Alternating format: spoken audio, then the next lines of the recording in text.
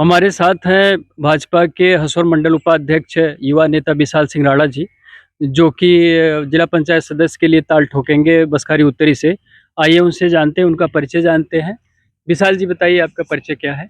जी भाई साहब, सर्वप्रथम आपके चैनल को देखने वाले सभी जनता जनार्दन का मैं हृदय तल से आभार व्यक्त करता हूं। भाई साहब, मेरा नाम विशाल सिंह राणा है। मैं जी। भारतीय जनता पार्टी का वर्तमान में मंडल उपाध्यक्ष हूं और पूर्व में 2 बार भारतीय जनता पार्टी हसौर मंडल का मंत्री भी रह चुका हूं। और बसखारी उत्तरी से आप संभावित रूप से कह सकते हैं, संभावित प्रत्याशी के रूप में आप हमें देख सकते हैं वहां से। जी, आप समाज में काफ़ी लोकप्रिय हैं और जो है युवा भाजपा नेता हैं। काफ़ी आप जो है समाज में योगदान दे रहे हैं। यदि आपको टिकट भाजपा जो है देती है बसखारी उत्तरी से जिला पंचायत पद के प्रत्याशी के रूप में, तो कैसे चुनाव लड़ेंगे? क्या रणनीति आपकी है, बताएँ? देखिए सर, भारतीय जनता पार्टी में हमारे सभी कार्यकर्ता और जनता जनार्दन के वजह से हम जो भी हैं लोकप्रिय अगर आप कह रहे हैं, तो इसमें हमारे सभी युवा साथियों का प्यार आशीर्वाद है। मैं निस दिन भारतीय जनता पार्टी की सेवा करता हूं और राजनीति को एक मंच बनाकर जनता की सेवा करता हूं और जनता के एक-एक प्रयास मेरा यही रहेगा कि जनता के पास मैं हर एक सुविधा पहुंचा सकूं और पहुंचाता भी हूं भाई साहब। अभी मैं हमारी पार्टी सत्ता में है और हम लोग सत्ता में हैं। हम लोग किसी पद के मोहताज नहीं हैं। हम लोग सत्ता में हैं, पावर में हैं, तो एक-एक अपने जनता जनार्दन को जो भी समस्या होती है, उनको हम वो समस्या का निदान जन सुनवाई के माध्यम से करवाते हैं या फिर उनको समस्या के उनके घर तक पहुँचकर उस समस्या का समाधान करते हैं। जहाँ से आप जो है ये जिला पंचायत पद के प्रत्याशी के रूप में उतरना चाहते हैं, जी। वहाँ पे एक दूसरे पार्टी के प्रत्याशी हैं जो पूरे दमखम के साथ चुनाव लड़ रहे हैं या लड़ना चाहते हैं। जी। उनको आप कैसे मात देंगे, कैसे टक्कर देंगे? देखिए भाई साहब, हम पैसे से हम लोग चुनाव नहीं लड़ते हैं। हम लोग जनता के प्रति अपना विश्वास जीत कर और कुछ काम करके चुनाव लड़ते हैं। जो हमारे पूर्व में प्रत्याशी जिनका आप लोग ज़िक्र कर रहे हैं, जी। जो हमारे युवा प्रत्याशी वो भी हैं, उनका भी मैदान में स्वागत है और ये लोकतंत्र है, यहाँ पे कोई भी स्वतंत्र चुनाव लड़ सकता है। और उनको मात देने की बात रही है कि मैं अपने कार्यकर्ताओं की, अपने जनता की जो भी हमारे साथ रहते हैं या फिर हमसे दूरी से ही, लेकिन मैं उन तक पहुँच पाता हूँ, तो उनके यहाँ कुछ ना कुछ लाभ ज़रूर पहुँचाया हूँ। जो भी हमारे पास आता है, तो किसी न किसी तरीके से उनकी मदद करता हूँ।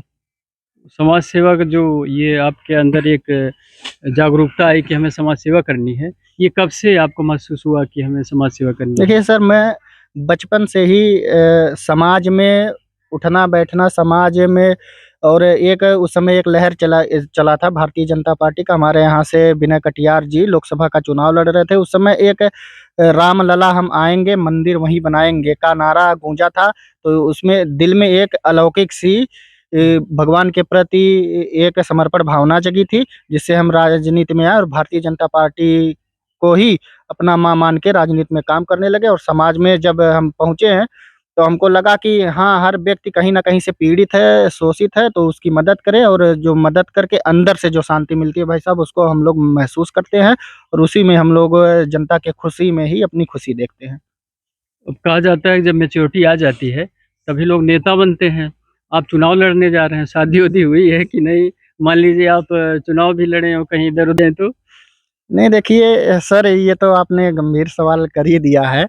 एक ये होता है कि आप जब समाज में जाते हैं तो मोह माया जो भी है, इन सब की चीज़ों का त्याग करके आप समाज में जाते हैं।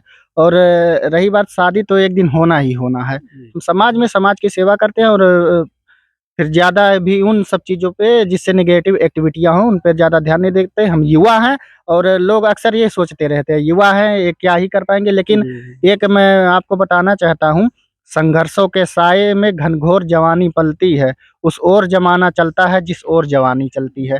तो भाई साहब, युवा जिस तरफ जाता है, उस तरफ ही इतिहास बदला है। नहीं, बहुत अच्छी बात कही। अच्छा, अभी हाल ही में एक मुद्दा बहुत छाया हुआ था यूजीसी, उस पे जी। कुछ बोलना चाहेंगे यूजीसी पे?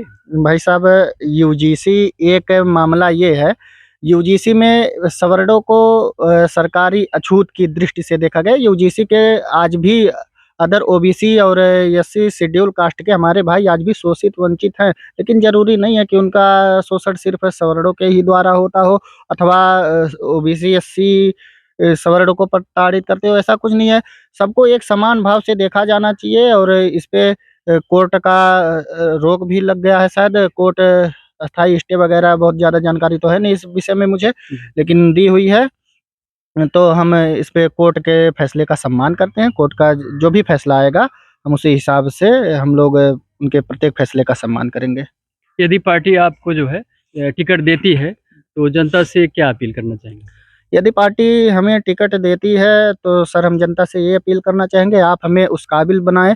आपका बेटा, आपका भाई आपके दरवाजे तक प्रत्येक सुविधा, हर एक चीज़ें पहुँचाएगा, ये मेरा वादा है। भाई साहब, आप एक चीज़ और पता कर लीजिए, मैं थाने की कोई भी काम हो, थाने का हो, ब्लॉक का हो, तहसील का हो, आज तक मेरे ऊपर ₹1 का भी भ्रष्टाचार का, ₹1 का घूसखोरी का आरोप नहीं लगा है।